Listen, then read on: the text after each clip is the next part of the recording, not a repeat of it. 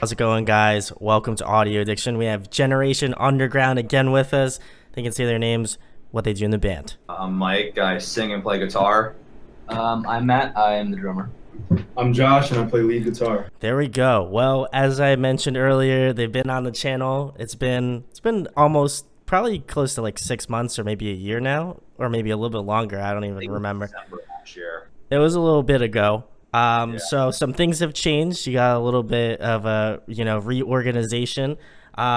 Just tell the people what's been going on. What's the changes with Generation Underground? Because I've been seeing some stuff on like Instagram and stuff like that of some changes and stuff. So maybe you can fill people in on what they've maybe missed out on. Yeah.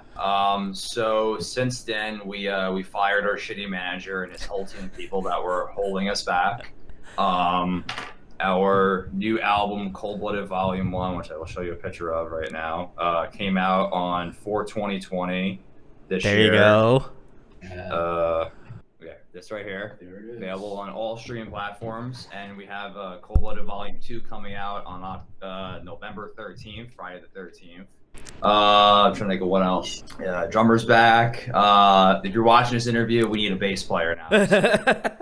We're one member closer to completing the lineup, but we need a bass player. We're going up the ladder. We have a new publicist. His name's Adam Ramey. Sings for Dropout Kings. I think it's called Push Digital Marketing. Oh, nice. Phenomenal guy. We've gained 3,000 Facebook likes in 4 days, like 300 Instagram followers in 2 weeks. Like it's getting out of control. So we were supposed to be playing Los Angeles in June. That didn't happen because of COVID. Sure. Yeah. All of our shows have been either canceled or postponed. No idea when that's gonna change, but there's a new single coming out next month for Shook Under the Core. It's a brand new music video. It's gonna be September 18th. Then Our Betrayal is coming out on October 16th, Josh's birthday. Oof. And, there you go, Josh. We dropped a lyric video for releasing The Poison back on 4/20, and yeah, it's kind of where things sit right now. So we have 3 new music videos coming out. And then there'll be a couple more after that. We got playthroughs, breakdowns, making ofs, the whole 9 yards. So That's awesome. Obviously, you guys are keeping really busy. I know that I remember the last time we were talking, you guys were even keeping busy back then. How have you guys made use? I mean, obviously, I feel like you guys have been making good use of the times that, we've been stuck in quarantine for. Do you feel like if maybe we weren't in this situation, do you feel like you guys, would be, doing a lot more? Or do you feel like the plan is still the same, regardless of whatever's going on currently? I mean, I think the pandemic's really kind of gotten us to take a step back because we've been free of all the nonsense we had attached to the band since June. So pretty much since June, we've been going ahead and just cleaning up the mess that's been the last couple years, and just organization and just making sure that we sound good on stage. We have pyro now for our shows, which that's gonna be a little scary. We don't want to be great white. Yeah, we don't want to be great white, but I think this kind of has given us a lot of time to sit back and like reevaluate everything and like get the right team of people behind us, because we really, really do believe in everyone that works for us, between Jeremy and Adam and Chucky and Monto and Chris, Penny, and like we believe in everyone that works for us, so, which is great. It's great to have a great team behind us. It really does make the workload a lot easier for all of us. Yeah, and I'm glad the burden has become a little bit less. Like, I know we were talking about off camera the last time we were chatting, you're just like, man, if we could just, move a little bit past this and try to, grow from it. I think you guys made good steps, though, to obviously, get where you're at. Tell the people, obviously you got a new record coming out, fairly soon. Tell the people what's going on with that, like what's the inspiration behind that, and like, what were some of the things you drew from in this time frame? Yeah, I mean, the record's been done since we mixed and mastered it in January of this year. It's been done like recorded wise since last June, actually. Oh shit! So look, the record should have came out in November of last year. That was completely out of my control, and our manager at the time was like, "No, you got to hold on to it. God damn it, you got to hold on to it." And then they decided they didn't like the record at all, and that they wanted us to go in an emo rap direction. This happened about a week after you came to interview us, just so you know. They literally went back on everything they ever said, and they really threw us a wild card, which is how they approached everything. And it really did suck, and like I'm very glad we got away from those people, and it just we need to get back to making this fun again, because it was not fun for a while. It really wasn't. So it's we've come a long way, but we're very grateful that we have these bad bitches available now. Hey. Yes, so available. So if you're watching this, they are sealed. They will be signed for you. We're selling them for $5 in our merch store. We actually charted on the Amazon top 20 of all music. We went number 19 on the charts. That's awesome. Just came out, and we went number 7 on the rock charts. So any support is greatly appreciated. If you're watching me hold these stupid CDs in my hand, we have merchandise available. We're selling shirts. We have posters, stickers. You want? You could think of. We have pillows. We have pyro. We have we have a lot. So Always be plugging. yeah, you know what? It's great that the record's finally that. You know what? We could put the whole record out in one shot, but it made more sense to do half and half because people's attention spans are really short, and it made more sense to people seem to like music spread out more often, it seems like, which is fine. So we thought we would kind of break it in half. So we broke it in half, and we're very, very excited for Volume 2 coming out in November. So pre-orders go up next month, finally. So it's going to be a great time. So, and we're going to be doing a lot of shows in support of the record when things eventually are allowed to go back to that. But yeah, certainly. So obviously, like we were talking about, the record is kind of split into 2 volumes. So for people obviously checking this out and maybe missed out on the first interview we did, what would be one song from like Volume 1 that you would recommend, like if they were checking out Generation Underground? This would be the quintessential one, and then obviously you got to talk about Volume 2. Which one's one of your favorites from that? On Volume 1, I'd probably go with Broken Life and Shook Into the Core. Those seem to be the two most liked songs, especially Shook Into the Core. Yeah. So we've had a tendency in the past to pick singles for our liking, but the Spotify numbers were off the charts for Shookin', so we went with that as the next single, which was 100% the right move. And off Volume 2 coming out, Our Betrayal definitely was a special guest. We cannot announce who's on that yet, but that's going to be really cool. And GTS, it's a half Machine Gun Kelly song, half our song. It's a very different kind of mashup than you would normally expect from a rock band. There we go. Awesome. Does anybody else have any other ones? Volume 2, it's got to be Brandon Boulder for me. That's my absolute favorite. Volume 1's, Slaves. Yeah, definitely. That's not on Volume 1. Is it? I'm getting my own record mixed up. Fucking Meth Man. That's good. Yeah, Meth Man's a good one. Broken Life. Broken Life's good. Past the Needle's really good. Barbara Gone Wild, our first ever dib at an instrumental track. So, we're very, very proud of what we got coming forward. So, and we're working on new stuff as well. We're about 4 songs deep of music for the follow-up release. So, no idea necessarily when that's going to come out. Probably next summer, I'm thinking, but we kind of have to let things happen before we get to that point. I mean, I feel like a lot of bands now, because of the times we're working on new music and stuff, so I feel like that's always cool. And for you guys to be sitting on music for such a long time, I'm sure it's obviously vindicating to have all this stuff come out and finally be released. Do you feel like the direction that you're going in now, like with the new stuff, will kind of be similar to Volume 1 or Volume 2? Or are you guys trying to make a little bit more stretches in like different directions to be a little bit more, I don't want to say palatable, but just like more diverse? I don't want to say necessarily maybe diverse. We're definitely taking more chances. Like we're doing different tunings on the new record. Like we're doing everything in A sharp and not in B anymore, just to try something different. And I think we're just trying to do things differently. We've done things a certain way for the first 2 records, and we're trying to keep things that way, but we're also trying to explore new ideas. I always love when people challenge what we they're like, oh, you guys can't do this or you can't do that. Well, we're gonna do it if you keep saying it. So, you know, they said you couldn't do 2 breakdowns. They said you couldn't do an acoustic outro. They said you couldn't do an acoustic intro. They said you couldn't do this. Like, you're gonna keep saying it, we're gonna try it. So I think our big thing is we're not really afraid to take any chances. Like, we have to be willing to take chances. We don't want to pull a Linkin Park and go completely 180 the other direction. Sure, we sure. want to keep it like true to what we sound as a band, but we also want to I don't want to say experiment, but we also want to try different things to see what works. Because people seem to really gravitate towards the heavy, dark material that we have.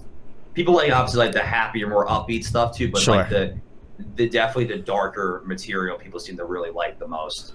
I would probably agree with that because obviously you guys gave me your records. Thanks, salutes to that. But I feel like when I was listening to that, obviously before we hopped on with this, I was like, yeah, I feel like myself personally, I like gravitate towards some of the like heavier, darker stuff because I feel like for myself at least, it's a little bit more like honest and personable, you know, in that sense of like I can like relate with the lyricism and stuff like that, or maybe like, you know, a certain emotional point in my life where that type of music comes out.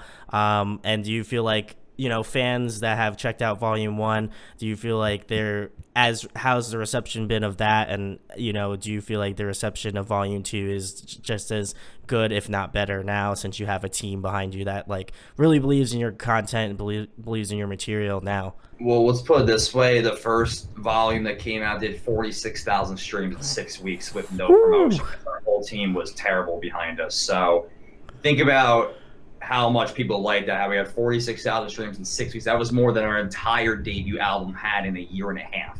Yeah, that's nuts. That was a surprise release, little to no marketing. And now this time around, we have an entire team behind us marketing the record.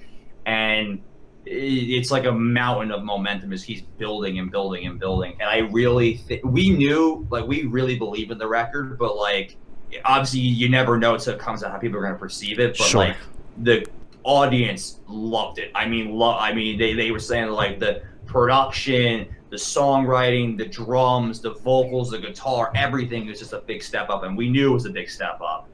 We just got better and got more comfortable what we write. So, you know, I think, we definitely made a very organic decision to go this direction, but, you know, I still wouldn't change a single thing on either volume or the first record. I mean, I would change maybe a small little thing here and there, but nothing like dramatic.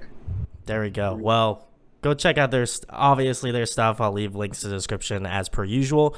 And if you want to pick up the physical copy, I'll leave the link to their store as well to go grab it. But I guess the more current question, guys, who are influencing you now? Like, obviously you're in the studio writing new material that, you know, will see the light of day next year. But do you feel like your influences may have changed? You know, do you feel like, you know, since the last time we've talked, like, do you feel like your influences have kind of changed and molded, or do you feel like you're kind of in the same sort of boat as you were, you know, about a year ago? I've been getting into a lot of like different stuff. I've been getting back into like Avenged Sevenfold, which I haven't been into in years.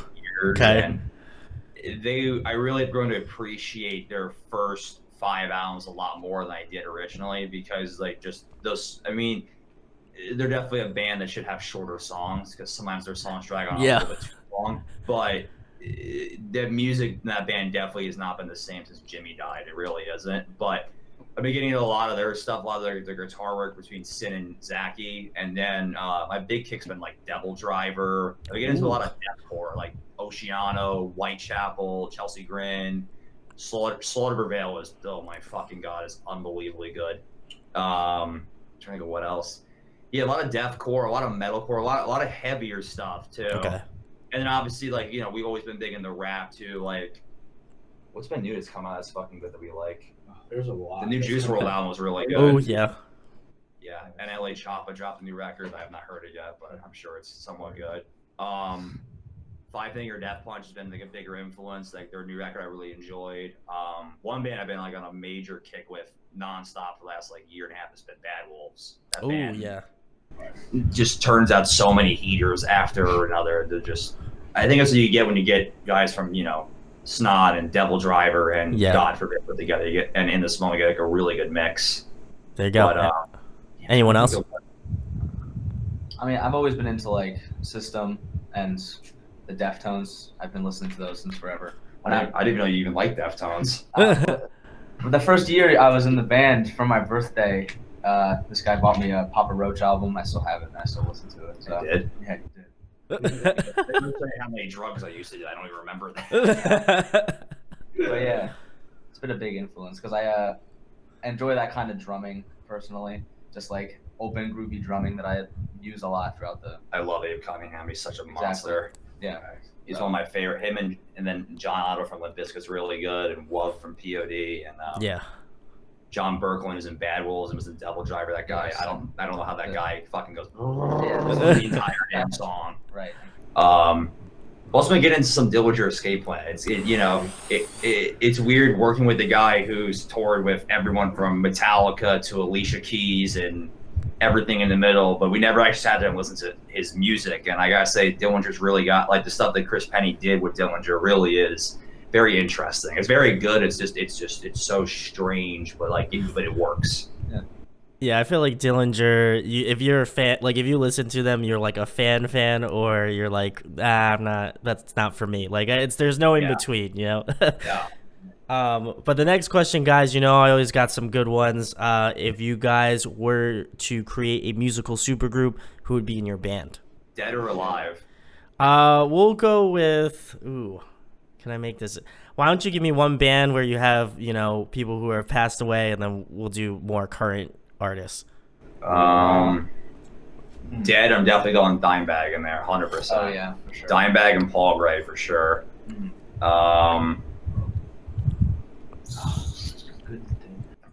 might go the Rev from Avenged Sevenfold on drums. Nice. And then vocal wise, I'd almost kind of want like a hybrid between. Brad, you remember Dave from Drowning Pool, the guy who did like their first record? Oh yeah. Oh my God. The only good Drowning Pool record. I mean, it is a really good record. I would pick Dave, and I feel like Mitch Lucker would be a cool one to have too. Ooh. Okay. Josh, you got one? Mix it up a little bit. So I'd take Jimi Hendrix, right? Ooh. Okay. I'm hearing you out. And like if the timelines clashed, I'd mix him with Joey Jordison, right? And hear me, I was on vocals. Bob Marley's on vocals, but he's singing. He's just completely singing, and it's a complete vibe mashup. That's how I'm So who's playing bass? Lemmy? Oh yeah, fucking nah. Damn, I'd have to go with Paul too, just to bring the OGs back. Ooh, okay. It'll be like a hybrid Slipknot, Bob Marley, fucking Jimmy concert. That would be Interesting. interesting. Yeah. I'd pay to see that. I would too. Yeah. Yeah. Oh man, I don't even know where to start. For bass, it would definitely be Lemmy, just because. Ace of Spades. Just because. I don't know, his distortion bass tone is so great. Cliff Burton too, man. I forgot about Cliff. Holy shit. And vocals, I've always loved. I the only one I can really think of I keep thinking of is Kurt Cobain, Nirvana. I love Ooh. Yeah. Okay. And the Rev for drums, or So maybe like John Bonham, John Bonham, Vin Paul, or Travis Barker. no, If I was going to live, I'm definitely picking Travis Barker. Yeah, Hands facts. fucking down. That's facts. Travis Barker, Sin and Zacky from Avenged Yeah. Sevenfold. The bass player in either Tool or Periphery, I forget their Ooh, names. And yeah. then vocal-wise, Alex Treble from Slaughter Rebel. That guy is a fucking monster. That's an insane band right there. Oh, yeah, you know who would be drums? Keith Moon. Oh yeah. Ooh. Maybe like, man, Jimmy H was a great pick, but like Dimebag or Jimmy on guitar, man, that'd be crazy. I think that would be I interesting. think Dimebag would be Yeah. a choice. Keith Moon and I feel like Keith Moon and Dimebag would be. Yeah, That'd be Yeah. pretty nuts. Yeah. There we go, guys. Next question, another fun one as well. If you guys could pick one album that you wish that you wrote, what album would it be? Me, Iowa. yeah. Hands Definitely down. Iowa. Oh man. I don't want to be in the vocal booth naked, cutting myself and clown throwing shit at me, but Fair enough. I would love to be a part of that album. Or you're like Nevermind. Again, Nirvana. Yeah, they were both done in the same studio. Really? Yeah, they were done in Sound City. In, Oh, that's tight. Yeah. like, I think it's California, right? I think think it was in Cali, Sound City. Yeah, I'm pretty sure it was. I'm pretty sure it was California because they made like a whole documentary about. I think Dave has like the original soundboard from Sound City in his like home studio. So I'm not surprised. He has a lot of money, so he could do it. But that is so sick. Good choices. Always about that. Obviously, we got to talk about the new record. I feel like you're on here for a reason. So lyrically, where are you guys pulling from this time around? I feel like I'm always curious to check all of this sort of stuff out and like be a little bit more in depth, when I have bands on for the second time. So, what are some of the things that you guys cover this time around? And you can obviously, Mike, you can speak on that. I mean, Volume 2 kind of really elaborates on Volume 1. I mean, the first track's the instrumental. It's my mom getting bit by my dog. Just so the dog's legacy lives on through my mom getting bit by the dog. Brandon Boulder was about a former member we had in his band. We are friends with him, but there was a lot of times where we were not on good terms, and the kid just continuously got played by every female in the tri-state area, and it became a walking meme, and it became too easy to not write about. And the sad thing is, he's actually on the song too. He plays the guitar parts to add more insult to injury. But that's a really fun song. Our Betrayal is about being about trusting someone like very close to you, and then being kind of like either let down or stabbed in the back. So that kind of can go for anybody. I kind of wrote about a couple people in particular, but the song kind of took on its own life after the fact. Sure. But GTS is kind of just, as Machine Gun Kelly would say, I'd be going through shit, and just about just partying too much and just trying to deal with your shit and then not ever dealing with it. We never really written any like a party song. We're like, you know what, like let's give this a shot. And it's different. I don't know if we'd explore it again, but it was an interesting twist. And Past Neil's about all the people that I'm always around there doing way too many drugs. They are way too into fucking LSD and acid and coke and shrooms and what else am I missing? Coke. Oh yeah, coke's the big one, and PCP and oh man, don't do coke, guys. Yeah, liquid crack and oh my god, dippers. Like people are just fucking insane with drugs. And whipped cream cans. Oh, the whippets. Yeah, the whippets. Yeah. No, I feel like you guys always touch on something that is, obviously hard to speak about. And, I think you come across in a way that I feel is honest and obviously is, a way to approach it. Do you find it kind of like therapeutic in a way to be able to speak about these things, without, I guess having a certain way about, just how, experiencing these life situations? Do you feel like that it's easier for you to speak about it in a song rather than to maybe just, obviously speak about it with somebody or your bandmates, obviously, in that aspect? I mean, like, it is very therapeutic for me because I usually handle most of the lyrical content and stuff. But I mean, the other reason I do it the way we do it is we're trying to help other people too. Like, it's not always about us three. It's sure. Yeah. Listen to music too. Like, like music's helped me through some of the darkest times in my life, and I probably would not be here without music. And we're trying to kind of give back to the community and try to help other people. I've had people tell me that our music's changed their life and helped them do so much shit. And like, that means more to me than any record deal, any show, any amount of money, because it's not about us, it's about our fans and helping them, better themselves and better their lives. So, I think the record kind of talks about like kind of get away from all the nonsense that people are just consuming. People, whether they want to admit it or not, my therapist is right that most people's problems are usually right there in front of them. They just either don't want to solve them or they just can't figure that out. And sometimes you just need someone solid in your life to tell you like what to and what not to do. And sadly, some people don't have that. That's what sucks. Yeah, and I totally agree with you. That's like the whole reason why I'm a part of this community is like I feel a certain way about like shit that I've had to deal with in my life. And so, I feel like with your music and just music in general, you find a way to relate to those things, whether it be like the musical content or the lyricism behind it. And, obviously, you hope to write it in respect that, you'll be able to help somebody else, or like that somebody else will be able to understand like, oh shit, I'm not doing this shit alone, like somebody else is out there dealing with that. And I think that's always really a cool thing. And I'm glad that you guys obviously speak about something that obviously is close to you and personal to you. So obviously props to that. But on a lighter note, obviously you guys work with Dropout Kings. Can we expect like a collab of some sort, or a guest feature? Yeah. He's great. He's got so much enthusiasm to him, Adam. He's just like, he gets on the phone and he's super, super high. I was just like, dog, what's up? Oh, we gotta keep this going, dog. He's like, we're gonna take over, bro. Fucking lit, dog. I love him. He's great. He's so enthusiastic.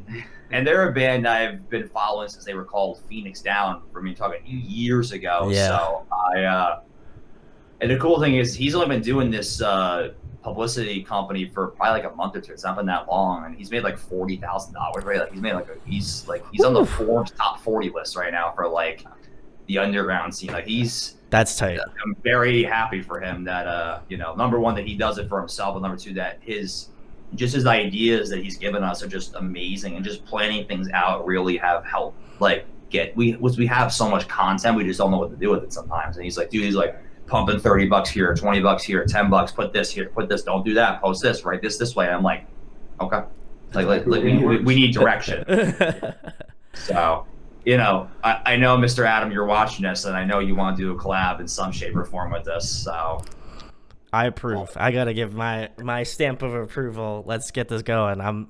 Listen, Adam. I don't feel like I'm the only one speaking about it. So I'll speak for the masses and say you guys gotta do some sort of collaboration. I feel like that would be super sweet. But obviously, guys, speaking about kind of Dropout Kings, and Adam, how did you guys kind of get in contact? Was it something that he reached out to you, vice versa? Like, how do these things kind of transpire? Because I kind of know how things go, because I've been in the business for 4 years now, so I know how bands reach out to me and stuff. But how did he find out about your music, and how was your guys' reaction to him being like, "Yo, I like your shit. I'm doing this marketing thing. Let's get this shit. Let's get this back." I've known him and the guys. I've known him and Chucky and the rest of the guys, and Eddie. I've known those guys for a while, via Instagrams. They were always trying to get more people attached to their band. And we've I met the guys 2 years ago in Manhattan at a show. I didn't get to see them because they changed their set time, so I couldn't get there in time. Oh. And of course they haven't come back since then. But now he put out on his Instagram story. I shot him a message. We do talk from time to time, and he had our first EP from way back when I met him face to face. And nice. He just kind of gave me a list of look, these are different platforms, these are different options I have. He's like, these are this tier, this tier, this tier, and he's like, look, he's like, let me know. And then we hopped on a call, we talked everything over, and he was hired the next day, and the ball's been moving since then. He's only been hired for I think it's been 2 weeks. Tomorrow's 2 weeks, I think. Yeah. That's nuts. He's pretty new to this, and we're ready sitting here going, how did we just get 3,000 likes on Facebook in 4 days? It's more than our entire audience already had. So that's great. Obviously, yeah. It's an adjusting period to having peace in the band. Everyone gets along. There's no fighting. There's no bullshit. Our entire team is trusted all the way through, and it's we're looking for a booking agent. We're looking for a guy that can make us on stage stuff like risers and mic stands, because our other company they decided to disappear. So and obviously we need a bass player. So if you're watching this and you play bass or want to play bass or know someone who plays bass, message us. Yes, message them, definitely. Or Brandon will relay. Yeah, I will. Yes, I will definitely relay the message. So if you're into that sort of stuff, either DM me, DM Generation Underground. You know it is. It's all in the description, so go check it out. And then obviously the last thing, guys, tell them about Generation Underground. We're at the end of the line. Tell them about what's coming out. Obviously, like we've been mentioning a lot, that you have a new record coming out. Tell people what's going on. What we can expect for hopefully, when things get over. What's going on. Definitely a lot of shows. Are really trying to expand the band to other markets. Like currently we play like Rhode Island, New York, New Jersey, Pennsylvania. We're very close to getting into Connecticut and Maryland and Massachusetts. So Nice. we're just trying to slowly expand out. I hope you have a passport, because I'm trying to go to Canada soon. Good. So we're getting there. I would love it. We'd love to go to Canada. We would seriously go anywhere. I know we have offers on the line for like Missouri and Arizona and Cali, and just very random spots. How like we could land a show at the Whiskey A Go Go, but then trying to land a show in New Jersey and start a bar struggle. And I work there. It's still a struggle to get a show there. Sure. So I think we have more than enough content. This Bad Bitch just came out in April. This one's coming out in November. Our first one, just self-titled, is out on all streaming platforms. If you've never heard that record, definitely check out Slaves of the System featuring Franz from Attila. Y, just the letter Y, like the YMCA. Exactly. Nightmare Never Ending and Greedy Bitch. Like those seem to be the 4 songs people like the most on the first record. The other 4 are very good too, but those seem to be the 4 people like the most. Sure. And there's also the 4 we're gonna be playing live no matter what. We're always looking for the next big step, and we're always trying to plan shit out further and further ahead. So there'll be a lot of music videos coming out, lyric videos, where we're breaking down how we write the songs, how we play them, how to play them, and then obviously our world famous vlogs that surprised have not got us in trouble, which I'm stunned, but hopefully not. That's true. You're right. If you haven't watched any of them, you should definitely go watch them, because they're wild. I think so stupid sometimes. The shit I we watch do. it just for the hell of it. Chasing people around with rocks and birds and just oh my god, I could go on for hours of just the stupid shit we've done. Where you cut me on stage with your guitar three straight shows in a row. We had a show in New York in 2018, and this kid forgot drumsticks, so we had to go to Walmart. We had to buy wooden sticks, wooden owls. Yeah, we actually have one of the sticks. It was like Oh man. Cylinder Oh stick. no. you could see all the snare marks. Yeah. We luckily found one drumstick at the show, so we used one piece and one real drumstick. God, I'm trying to think of other shit we've done. I mean, we had a show in Rhode Island last year, and our drummer at the time smoked way too much weed, and he was like, "Yo, man, you know what? For Maurice, we're gonna go to McDonald's right now." And we walked the drive-through, started this shit, and we're like, "Can we order? Like, are you in a car?" We're like, "No, are you in a car?" Oh my god. And they wouldn't let us in. And we tried going through the drive-through. They wouldn't let us in. It was closed. It was a shit show. The one I got stuck on the roof of this. Oh yeah, you got stuck on the roof of our recording studio. There's another time you almost drowned in my uncle's pool. Yeah, you were in the band at that point. That's why. That's why. God, there was a time I stage dived and I ate ass literally on the phone in Pennsylvania. There was another time that I did a pull up on one of these like metal bar, not like a water main pipe. Yeah. And I sprained my ankle during the same show that I stage dived. Didn't end well. We had Rhode Island people going absolutely apeshit. We did Escape the Fate in 2018. We actually outsold not only the other 6 bands on the package, we outsold Escape the Fate merchandise wise. We sold 37 t-shirts that night. Jeez. There we go.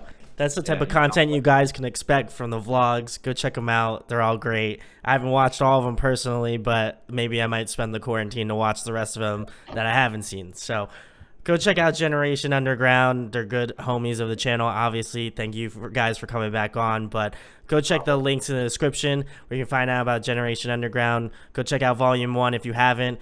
Go get stoked for Volume 2. I know if you're a physical junkie like me, go purchase it. It's $5. I know people have, a hard time with money, but try to go pick it up. I know it's going to support them and try to, obviously help them, succeed and do well. And obviously best salutes to you guys, continued success. The Instagrams have been popping. I'm excited for new music videos, so go check them out. And if you enjoyed this interview, share, like, and subscribe as per always. And thanks, of course, to Generation Underground for coming on and chatting again. Yeah, thanks to Bloodbather for recommending this channel. we would not. I know that was such a while ago. Obviously, I feel like I gotta end it off with, what do you guys think about new Bloodbather? I feel like I have to ask. That's we're at the end of the line. I gotta ask, since that was the whole start. Violent. It's just so scary. It's your typical Florida thing. And I'll just leave it at that. It's just Florida. Yeah, it is just Florida. Yeah. Violent and out of control. It's like the rest of Florida. It's like those body snatcher shirts that says "fuck you" from Florida. Yeah, great. That's pretty much it. Yeah, no, they're a great band. I really hope that they get bigger. They really deserve it. So there we go. Bloodbather, Generation Underground. They got to do a tour together, you guys. Listen, I'm full proof of that. I feel like you guys got to do it. So, Bloodbather, if you check this out, take Generation Underground out on when we can, hopefully get back out to shows. So, thanks to guys for coming on, and we'll be talking soon. Yes, thanks, Brandon. See ya.